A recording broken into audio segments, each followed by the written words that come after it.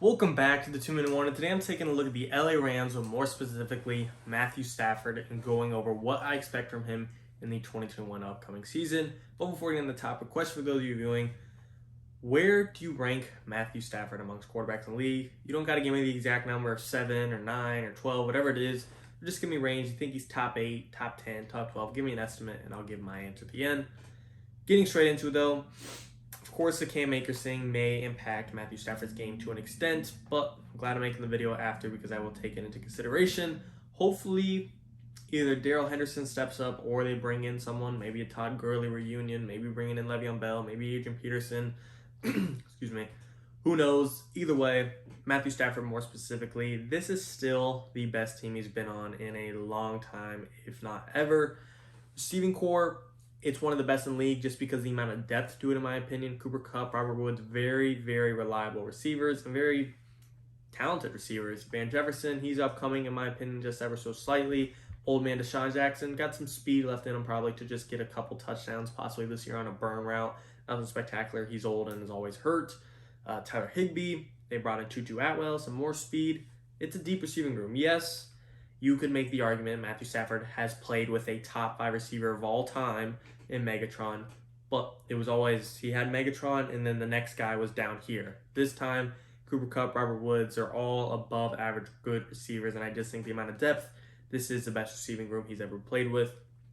Offensive line, personally, I don't think Detroit's O-line is that bad this year. They got a pretty good tackle, they got a very high-paid center, and they just brought in Penei Sewell, but Rams, they have a very stout one as well. I'd almost say it's a cross or a cancel out, whatever you want to call it. But I would honestly, if I was forced, I'd probably take the Rams just because I do think the Rams offensive line will be coached better. Sean McVay, this is easily the best coach he has ever had, going from Matt Patricia, a guy that couldn't keep his job, to Sean McVay, arguably the most innovative and offensive-minded coach of the league, either him or Shanahan, and he's probably a top 5 coach in the league. So McVay's pretty good upgrade. Backfield, yes, the loss of Cam Akers hurts, but you could also make the argument Stafford's never had a phenomenal run game, He just hasn't. He had Adrian Peterson last year, DeAndre Swift. Neither of them really panned out to be phenomenal.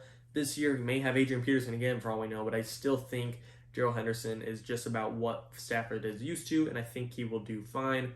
So he's got the best weapons he's ever had around him. Looking at Stafford's stats last year, 5-11 record, of course, nothing amazing out of Detroit. He had, what did he have for yards? He had 4,084 yards, 26 touchdowns, and 10 picks, 2.6 touchdown to interception ratio. I do think Stafford will top all those numbers, especially because the defense he has as well. I know the defense isn't catching footballs and touchdowns from Stafford, but still having that type of defense to help control the pace of the game, help control the clock, help manage the game plan, having Aaron Donald, having Jalen Ramsey, Leonard Floyd, Jordan Fuller, Darius Williams, hopefully Raheem Morris can fill Brandon Staley's shoes just fine.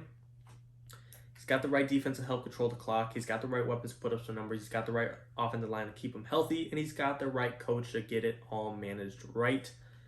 I think last year, his 4,084 yards is going to be 4,500 plus this year for a number of reasons. A, like I said, great receivers, great coach, great team, and 17 games. Having an extra game is probably an extra 250 to 300 yards for any quarterback in the league. I think all those circumstances, I could be, undermining him at 4,500 yards. I think I'm just going to say 4,500 plus, so as in 4,500 at least. Touchdowns, 26 last year.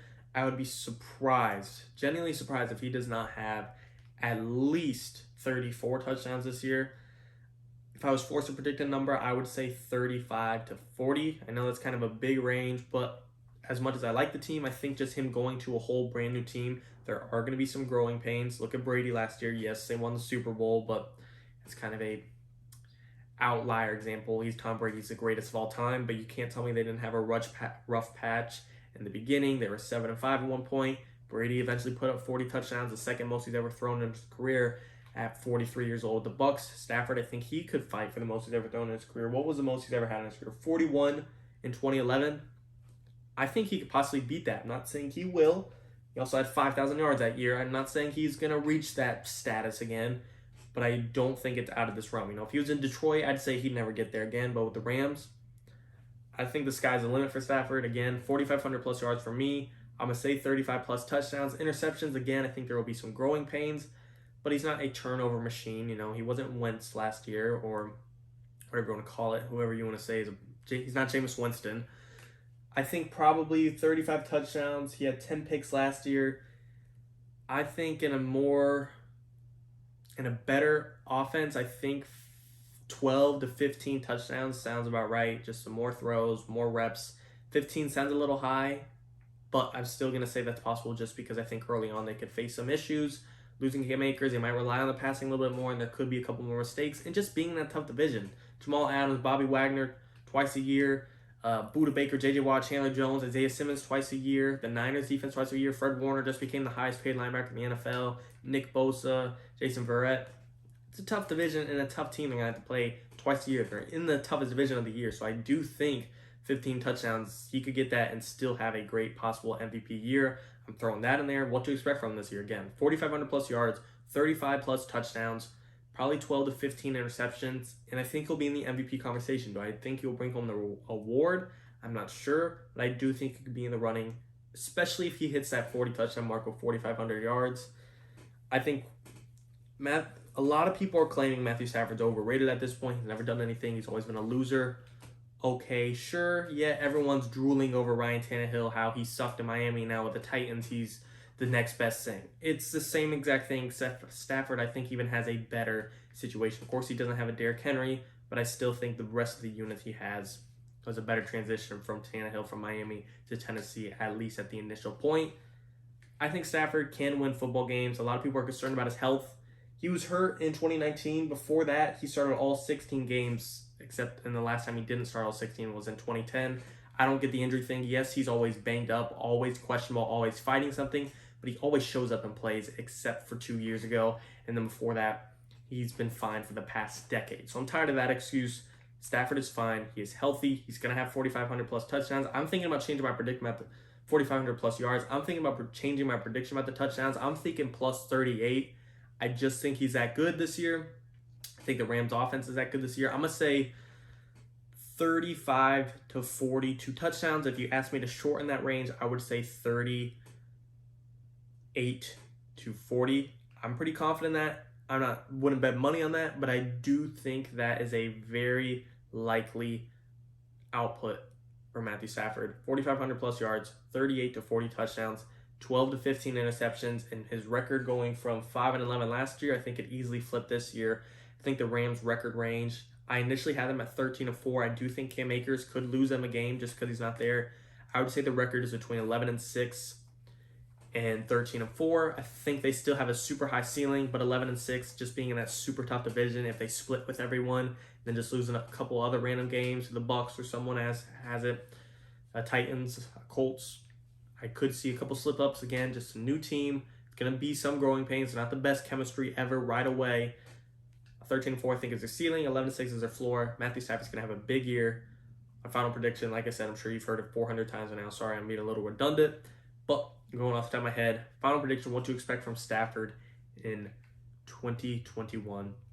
4,500 plus yards, 38 to 40 touchdowns, 12 to 15 picks, 11-6 to 13-4 record, in an MVP conversationalist. Big year for Stafford, big year for the Rams. Some people might think I'm overrating him. I do not believe in that. I do believe Stafford has some of the best raw, God-given talent in the league. I think he's great. I think he will be great. I'm not saying they will win the Super Bowl, but I do think he can lead them to an NFC championship. And at that point, anyone's got a shot. You guys tell me, though, do you agree or disagree? Referring back to the question at the beginning of the video, where do I rank Stafford amongst quarterbacks? Top 10 feels safe to me today. Personally, in no order, I think the top 7 quarterbacks, again, in no order, Brady, Mahomes, Rodgers, Wilson, Watson, Allen, Lamar, and then 8 through 10, debatable, Stafford, Dak, Kyler, Tannehill, Herbert. I would personally put Stafford at 8 or 9, but I do think he's a top 10 quarterback in the league. You guys tell me, do you agree or disagree? As always, and of course, thank you for watching, guys. 2-1.